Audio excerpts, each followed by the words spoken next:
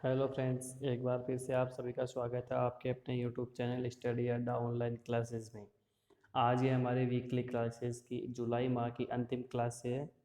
तो चलिए करते हैं आज की क्लास की शुरुआत। आज की क्लास में हम जानेंगे जुलाई माह के लास्ट वीक के बहुत ही महत्वपूर्ण करंट अफेयर्स। तो चलिए चलते हैं आज के पहले क्वेश्चन की तरफ। हाल ही में कौन प्रथम भारतीय मूल के व्यक्ति सिंगापुर के विपक्षी नेता बने हैं? इसके अपन ऑप्शंस पे चेक कर लेते हैं। आलोक शेख, लोकेश निथाला, प्रीतम सिंह, राजनेक खन्ना। तो अपन भारतीय मूल के व्यक्तियों की बात करें तो अभी प्रेजेंट टाइम में विश्व में हर जगह भारतीय मूल के व्यक्तियों का बोलबाला है। तो चलिए करते हैं आज की शुरुआत। तो फ्रेंड्स, इसका जो राइट आंसर होगा वो होगा प्रीतम सिंह। तो जो भारतीय मूल के राजनेता प्रीतम सिंह है, इन्होंने सिंगापुर की राजनीति में अपना अहम मुकाम बनाया है। प्रीतम सिंह को सिंगापुर की संसद में विपक्ष का नेता नामित किया गया है। आपको ये भी बता दें कि सिंगापुर के इतिहास में ये पहली नियुक्ति है, तो इसलिए क्वेश्चन और भी ज़्यादा इम्पोर्टेंट हो जाता है। आपको ये बता दें कि जो प्रीतम सिंह है उनकी एज 43 ईयर्स है और इन्होंने प्रीतम सिंह की वर्कर्स पार्टी ने सिंगापुर के आम चुनाव में 93 सीटों पर चुनाव लड़ा और 10 सीटों पर जीत हासिल की थी। प्रीतम सिंह वर्कर्स पार्टी के महासचिव के पद पर हैं। तो जो चलिए आज के नेक्स्ट क्वेश्चन की तरफ अपन चलते हैं। हाल ही में कौन घरेलू रेटिंग एजेंसी ICRA के नए CEO बने हैं? तो जो अपन घरेलू रेटिंग एजेंसी है ICARA के नए CEO की बात अपन कर रहे हैं, तो इस क्वेश्चन की तरफ और थोड़ा डीप में लेके चलते हैं। हाल ही में घरेलू rating agency Iqra ICRA rating agency ने एन शिवरामन को अपना नया प्रबंध निदेशक और मुख्य सचिव कार्यकारी अधिकारी नियुक्त किया है। आपको ये भी बता दिए कि वह पूर्व MD और समूह के CEO नरेश टक्कर की जगह लेंगे। यह पद 1 वर्ष यानी कि अगस्त 2019 में नरेश टक्कर के कार्यकाल को समाप्त किए जाने के बाद से खाली पड़ा था। एन शिवरमन के पास इंजीनियरिंग क्षेत्र की प्रमुख कंपनी L&T के साथ 34 साल काम करने का अनुभव है। ये इनके बारे में कुछ और बातें थी। तो चलिए चलते हैं आज के नेक्स्ट क्वेश्चन की तरफ अपन।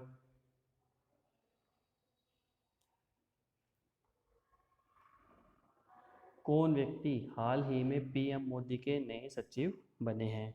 तो चलिए इसके ऑप्शंस को अपन चेक कर लेते हैं। अविनाश तोमर, विकास कुमार शर्मा, हार्दिक सतीश चंद्र शाह, मनीष दुबे। तो चलिए चलते हैं इस क्वेश्चन के आंसर की तरफ। हाल ही में PMO में उप सचिव रहे हार्दिक सतीश चंद्र शाह को प्रधानमंत्री नरेंद्र मोदी का नया सचिव बनाया गया है। तो इसका राइट आंसर होगा फ्रेंड्स हार्दिक सतीश चंद्र शाह। आपको ये भी बता दें कि शायद 2010 बैच के गुजरात कैडर के IAS हैं। 2010 बैच के IAS है गुजरात कैडर के। गुजरात कैडर के 2010 बैच के IAS अधिकारी शाह वर्तमान प्रधानमंत्री कार्यालय में उप सचिव के तौर पर कार्यरत हैं। गत वर्ष PMO में भेजे जाने से पहले वह शाह पर्यावरण एवं वन एवं जलवायु परिवर्तन मंत्री प्रकाश जावड़ेकर के निजी सचिव के तौर पर कार्यरत थे। तो चलिए चलते हैं आज के नेक्स्ट क्वेश्चन की तरफ। प्रतिवर्ष भारत में मित्रता दिवस कब मनाया जाता है? मित्रता दिवस अपन बोले तो फ्रेंडशिप डे। फ्रेंडशिप डे कब मनाया जाता है? अगस्त महीने के पहले रविवार को, अगस्त महीने के पहले सोमवार को, अगस्त महीने के पहले मंगलवार को, अगस्त महीने के पहले बुधवार को।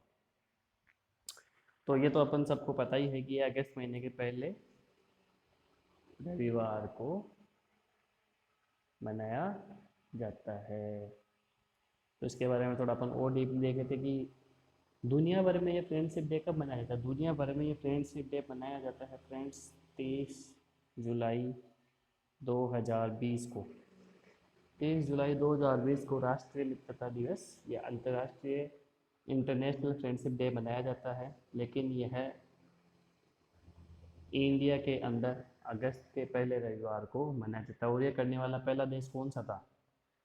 ये करने वाला पहला देश पराग्वे ऐसा देश था जिसने पहली बार बस 1958 में इस दिवस का प्रस्ताव रखा था। उसके बाद में संयुक्त राष्ट्र ने 30 जुलाई को अंतर्राष्ट्रीय फ्रेंडशिप डे के रूप में मनाने का ऐलान किया था, लेकिन अपन इंडियंस इसको अगस्त महीने के पहले रविवार को मनाते हैं।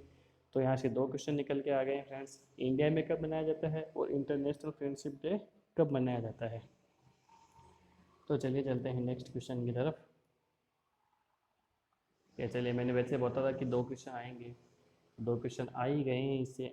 प्रतिवर्ष अंतर्राष्ट्रीय मित्रता दिवस कब मनाया जाता है? तो ये 30 जुलाई को मनाया जाता है। चलिए चलते हैं नेक्स्ट क्वेश्चन पे। हाल ही में प्रसिद्ध व्यक्तित्व परवेज खान का निधन हुआ है, वह कौन थे? देखिए, मैं हर क्लास में आपको बोलता हूँ कि निधन वाले क्वेश्चन बहुत ज़्यादा इंपॉर्टेंट होते हैं और हर बार इनसे रिलेटेड एक क्वेश्चन आ ही जाता है।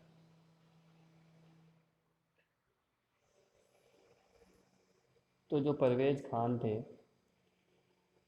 वो कौन थे? फिल्म डायरेक्टर थे, पूर्व क्रिकेटर थे, पूर्व राज्यपाल थे, गणितज्ञ थे। तो ये थे फिल्म डायरेक्टर। हाल ही में 27 जुलाई 2020 को बॉलीवुड के मशहूर एक्शन डायरेक्टर परवेज खान का निधन हुआ है। वह 55 वर्ष की थे। उन्होंने शाहरुख खान की बाजीगर, अक्षय कुमार की खाली खिलाड़ी सीरीज से लेकर आयुष्मान खुराना की अंधाधुन तक में काम किया था। तो चलिए चलते हैं आज के नेक्स्ट क्वेश्चन की तरफ। हाल ही में किस बीमा कंपनी ने किसानों के लिए बहुत ज़रूरी है नामक अभियान शुरू किया है? तो इसके अपन ऑप्शंस पे चले जाते हैं। Max life, Bharti AXA, SBI life, PNB, met life. तो ये करने वाली कौन सी कंपनी है? ये है भारतीय एक्स। अब इसके बारे में थोड़ा और जान लेते हैं। साधारण बीमा क्षेत्र की कंपनी भारतीय एक्स जनरल इंश्योरेंस ने महाराष्ट्र एवं कर्नाटक में किसानों को फसल बीमा के प्रति जागरूक बनाने के लिए फसल बीमा अभियान बहुत ज़रूरी है लॉन्च किया है। इस अभियान का उद्देश्य किसानों के लिए फसल की सुरक्षा कर वित्तीय सुरक्षा के लिए प्रोत्साहित करना है। कंपनी को महाराष्ट्र एवं कर्नाटक में प्रधानमंत्री फसल बीमा योजना के अंतर्गत 3 सालों की अवधि के लिए किसानों को फसल की का बीमा करने का अधिकार मिला है। तो ये कहाँ के लिए? ये है महाराष्ट्र और कर्नाटका। और ये साधारण क्षेत्र में काम करने वाली कंपनी है भारतीय एएक्स से, इसने ये लॉन्च किया है। तो चलिए चलते हैं आज के नेक्स्ट क्वेश्चन की तरफ। अब हाल ही में कौन पेटीएम मनी के नए सीईओ बने हैं? तो इसके ऑप्शन चेक कर लेते हैं। अजय मेहता, दिनेश गौतम, राजपाल सिन्हा, वरुण श्रीधर। वरुण श्रीधर। कमेंट्स में आंसर दीजिए फ्रेंड्स इसका। तो चलिए चलते हैं इसके नेक्स्ट इसके आंसर की तरफ। इसका जो राइट आंसर होगा वो होगा वरुण श्रीधर। ऑनलाइन निवेश और धन प्रबंधक में संबंधित प्लेटफॉर्म पेटीएम मनी ने वरुण श्रीधर को अपना लीड सीईओ नियुक्त किया। आपको ये भी बता दिया कि वह पूर्व एमडी और सीईओ प्रवीण जाधव की जगह लेंगे, जिन्होंने पेटीएम के प्रबंधक के साथ मतभेद के कारण स्टार्टअप से इस्तीफा दे दिया था। तो चलिए चलते हैं नेक्स्ट क्वेश्चन की तरफ। हाल ही में किस भारतीय मूल की महिला को यूएन चीफ ने अपने नए सलाहकार समूह में शामिल किया है? देखिए, मैंने आपको पहले क्वेश्चन नहीं बताया था कि भारतीय मूल के व्यक्ति अभी सब जगह पे अपना बोलबाला है। तो ऐसा करने वाली कौन सी महिला है? तो ये है अर्चना सोरेंग। इनके बारे में थोड़ा और जान लेते हैं, इस क्वेश्चन को थोड़ा डिटेल से।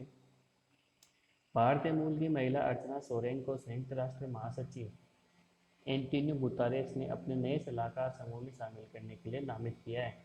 आपको ये भी बता दें कि इस समूह में वो युवा नेता शामिल है जो बिगड़ते जलवायु संकट से निपटने के लिए परिप्रेक्ष्य और समाधान देंगे। अर्चना सोरेंग विश्व के उन 6 अन्य युवा जलवायु नेता के साथ शामिल होगी जिन्हें गुतारेस ने जलवायु परिवर्तन पर युवा सलाहकार समिति में नामित किया है। अब यहाँ से दो क्वेश्चन निकल के आए हैं। वो ये, एक तो ये अर्चना सोरेंग वाला क्वेश्चन है, एक ये हो गया कि संयुक्त राष्ट्र महासचिव कौन है? तो ये है एंटोनियो गुतेरेस। Antonio Guterres. यहाँ से दो क्वेश्चन आपके तैयार हो गए हैं। चलिए चलते हैं नेक्स्ट क्वेश्चन की तरफ। हर वर्ष विश्व बाघ दिवस कब मनाया जाता है? तो हर वर्ष विश्व बाघ दिवस मनाया जाता है फ्रेंड्स 29 जुलाई को। हर वर्ष दुनिया भर में 29 जुलाई को इंटरनेशनल टाइगर डे मनाया जाता है। और आपको ये तो पता ही होगा कि बाघ भारत का राष्ट्रीय पशु है। और बाघों की लुप्त होती प्रजाति की ओर ध्यान आकर्षित करने, उनकी रक्षा करने और बाघों की परिस्थितियों महत्व बताने के लिए अंतर्राष्ट्रीय बाघ दिवस मनाया जाता है। चलिए चलते हैं नेक्स्ट क्वेश्चन की तरफ। हाल ही में भारत की प्रथम सौर ऊर्जा संचालित नौका ने गुस्ताव ट्रेवे अवार्ड जीता है, जिसका नाम है, तो ये काम करने वाली जो बोट है उसका नाम है आदित्य। हाल ही में भारत की पहली सौर ऊर्जा संचालित नौका आदित्य ने इलेक्ट्रिक बोट्स और बोटिंग में उत्कृष्टता के लिए प्रतिष्ठित गुस्ताव ट्रेवे अवार्ड जीता है। आपको ये भी बता दें, इस नौका को शुल्क यात्री सेवा के लिए तैयार की जाने वाली नौकाओं की श्रेणी में दुनिया की सबसे अच्छी इलेक्ट्रिक बोट घोषित किया गया है। ये बात के लिए बहुत ही अच्छी बात है। तो चलिए चलते हैं आज के नेक्स्ट क्वेश्चन की तरफ। किस खिलाड़ी ने इंग्लिश प्रीमियर लीग में 2019 सीजन का गोल्डन बूट अवार्ड जीता है? बताइए फ्रेंड्स, इसका राइट आंसर क्या होगा? इसका जो राइट आंसर होगा वो होगा जेमी वार्डी। तो लिसेस्टर सिटी के स्ट्राइकर जेमी वार्डी ने इंग्लिश प्रीमियर लीग ईपीएल में 2019-20 सीजन का गोल्डन बूट अवार्ड अपने नाम कर लिया है। बता दें कि जिमी वार्डी ने इस सीजन में अपनी टीम के लिए 23 गोल किए हैं और उन्हें इस अवार्ड की रेस में ऑस्ट्रेलिया की पियर एमेरिक अबुयामेयांग और साउथ टेम्पटन के डेनी लेंस को पछाड़ा है, जिन्होंने लीग में 23 गोल किए थे।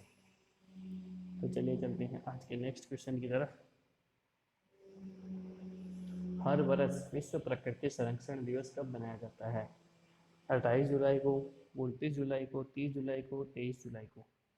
तो फ्रेंड्स, इसका जो राइट आंसर होगा वो होगा 28 जुलाई। हाल ही में 28 जुलाई 2020 को दुनिया भर में वर्ल्ड नेचर कंजर्वेशन डे मनाया जाता है। यह दिवस हर वर्ष 28 जुलाई को ही मनाया जाता है और इस दिवस का मुख्य उद्देश्य विलुप्त होने के कगार पर पहुंचे जीव जंतु और वनस्पति की रक्षा करना है। चलो चलते हैं आज के नेक्स्ट क्वेश्चन की तरफ।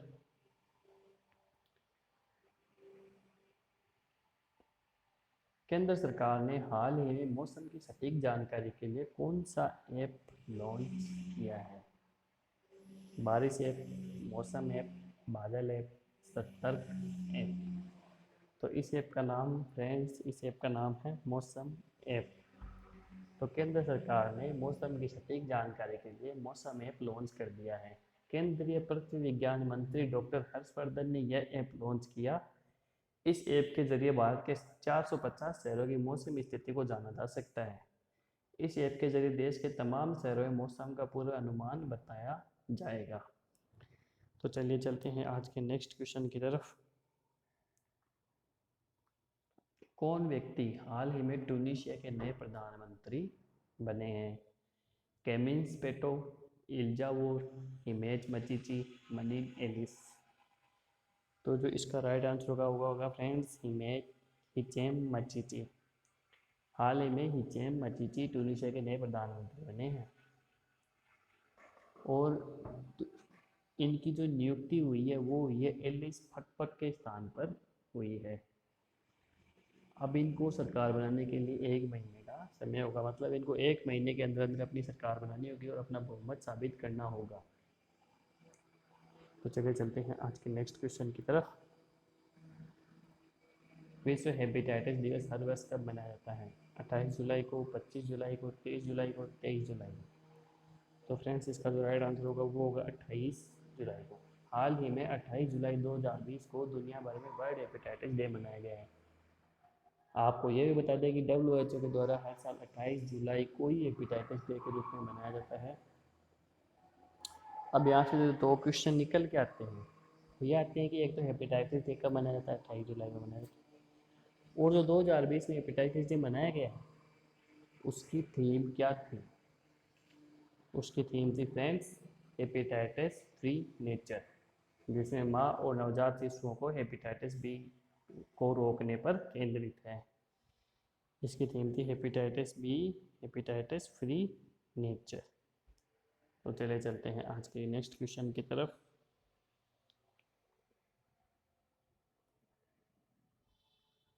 किस राज्य की सरकार ने हाल ही में रोजगार बाजार नामक वेब पोर्टल शुरू किया है? तो देखिए, जो अभी नवाचार हो रहे हैं वो हो रहे हैं सारे दिल्ली के अंदर। जैसे अभी उसने डोर डोर डोर वो राशन व्यवस्था करी थी, उससे पहले गवर्नमेंट को आपको वो जो कागज़ वगैरह बनवाने होते हैं डॉक्यूमेंट्स, उसके लिए भी डोर टू डोर करी थी। अब इसमें इन्होंने लॉन्च किया है रोजगार बाजार नामक वेब। तो हाल ही में 28 जुलाई 2020 को दिल्ली सीएम अरविंद केजरीवाल ने रोजगार बाजार पोर्टल की शुरुआत की है। इस पोर्टल का उद्देश्य दिल्ली में नौकरी ढूंढने वाले और नौकरी देने वालों को एक मंच पर लाना है। और दिल्ली सरकार ने इस पोर्टल की शुरुआत अपने राज्य की अर्थव्यवस्था को वापस पटरी पर लाने के लिए की है, जो कोविड-19 के बाद में एक बहुत ही गंदी तरीके से पिछड़ चुके। तो इसका राइट आंसर होगा फ्रेंड्स दिल्ली। वैसे देखा जाए कि बहुत ही बड़ी बात है कि गवर्नमेंट ने ऐसा कोई एप्लीकेशन लॉन्च किया है। अब उसको जो ये और एप्लीकेशन होते हैं जैसे नौकरी वगैरह हो गया, naukri.com, इनसे रिलेट कर सकते हैं, जहाँ पर देने वाले और लेने वाले दोनों को एक साझा मंच मिलता है। तो रुक करते हैं आज के नेक्स्ट क्वेश्चन की तरफ। हाल ही में 27 जुलाई 2020 को सीआरपीएफ ने अपना कौन सा स्थापना दिवस मनाया है?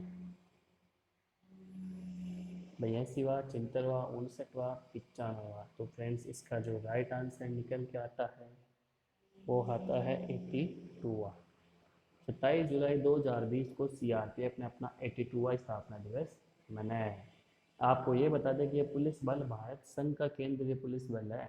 ब्रिटिश राज में नीमच में ही 27 जुलाई 1939 को बल की पहली बटालियन की स्थापना की गई थी। उस समय इसे क्राउन रिप्रेजेंटेटिव पुलिस सीआरपी कहा जाता था। इसके बाद भारत के पहले गृह मंत्री सरदार वल्लभ भाई पटेल ने भारतीय संघ के तहत वर्ष 1949 में इसका नाम बदलकर सीआरपीएफ कर दिया। मतलब नाम बदला गया इसका 1949 में, इसकी स्थापना हुई 1939 में। जब इसकी स्थापना हुई तब इसका नाम था सीआरपी, और 1949 में हो गई है सीआरपीएफ, केंद्रीय रिजर्व पुलिस बल। तो चलिए चलते हैं आज के नेक्स्ट क्वेश्चन की तरफ। किस संस्थान ने हाल ही में सोशल डिस्टेंसिंग सुनिश्चित करने हेतु वैली बैंड नामक डिवाइस विकसित किया है? तो इसके जो ऑप्शन है वो अपन देख लेते हैं। आईआईएम अहमदाबाद, कोझिकोड कोलकाता, बेंगलुरु। तो ऐसा करने वाला जो इंस्टीट्यूट है वो है आईआईएम कोझिकोड। आईआईएम कोझिकोड ने वैली बैंड नामक डिवाइस लॉन्च किया है, जिससे आपको सोशल डिस्टेंसिंग सुनिश्चित करने में मदद मिलेगी। तो चलिए चलते हैं आज के नेक्स्ट क्वेश्चन की तरफ। किस भारतीय मूल की नर्स को हाल ही में सिंगापुर में राष्ट्रपति पुरस्कार मिला है? देखिए, मैंने आपको पहले भी कहा था कि भारतीय मूल के व्यक्तियों का भी सबसे बहुत ही तगड़ा बोलबाला है। तो इस क्वेश्चन को और अपन देख लेते हैं डीपली। सिंगापुर में कोरोना महामारी के दौरान एक योद्धा के तौर पर काम करने वाले भारतीय मूल की नर्स कला नारायण स्वामी को राष्ट्रपति पुरस्कार से सम्मानित किया गया है। पाठकों को बता दें कि सिंगापुर के राष्ट्रपति हलीम याकूब द्वारा हस्ताक्षरित प्रमाण पत्र, एक ट्रॉफी और 10,000 SGD सिंगापुर करेंसी की राशि दी गई है। इसमें इसको जो राशि मिली है इनको वो मिली है 10,000 SGD सिंगापुर की करेंसी। और इसका जो राइट आंसर होगा फ्रेंड्स वो होगा कला नारायण स्वामी। तो चलिए चलते हैं आज के नेक्स्ट क्वेश्चन की तरफ। पूरे भारत में हर वर्ष कारगिल विजय दिवस कब मनाया जाता है? इस आंसर की मैं उम्मीद करता हूँ कि आपको सबको पता ही होगा, क्योंकि इसी दिन भारतीय सशस्त्र बलों ने पाकिस्तान को युद्ध में हराया था। तो चलिए फिर से मैं ये बता देता हूँ कि 26 जुलाई को अपन ये दिवस मनाते हैं। और ये विजय दिवस इसलिए मनाया जाता है क्योंकि भारतीय सशस्त्र बलों ने 26 जुलाई 1999 को ही पाकिस्तान को युद्ध में हराया था। ऑपरेशन विजय में भाग लेने वाले सैनिकों के गौरव और वीरता को याद करने के लिए इसे विजय दिवस या कारगिल दिवस के रूप में मनाया जाता है। इस युद्ध में भारतीय सेना ने पाकिस्तानी घुसपैठियों से भारतीय भूमि को मुक्त कराया गया था। तो चलिए चलते हैं आज के नेक्स्ट क्वेश्चन की तरफ। किस राज्य को हाल ही में खेलो इंडिया यूथ गेम 2021 की मेजबानी मिली है? पंजाब, हरियाणा, उत्तराखंड और उत्तर प्रदेश। तो चलिए इसके नेक्स्ट क्वेश्चन इस क्वेश्चन के थोड़ा डीपली चलते हैं। हाल ही में हरियाणा के मुख्यमंत्री मनोहर लाल खट्टर ने घोषणा की है कि खेलो इंडिया यूथ गेम्स 2021 की मेज़बानी हरियाणा करेगा। वैसे भी अपन बात करें हरियाणा की, तो हरियाणा खेलों में और राज्यों से बहुत ही ज़्यादा आगे है और यहाँ की गवर्नमेंट खिलाड़ियों के लिए बहुत ही कुछ करती है। खेलो इंडिया यूथ गेम्स का आयोजन अगले साल होने वाले टोक्यो ओलंपिक के बाद पंचकुला में होगा। हरियाणा में इन खेलों के पिछले 3 सत्रों में अच्छा प्रदर्शन किया है। राज्य 2019 और 2020 में पदक तालिका में दूसरे स्थान पर रहा था। तो चलिए फ्रेंड्स, यहाँ तक होती है आज की अपनी क्लास। अगर आपको आज की क्लास पसंद आई तो क्लास को लाइक करें, कमेंट करें, शेयर करें और हमारे चैनल को सब्सक्राइब जरूर करें। Thank you so much friends, बने रहिए हमारे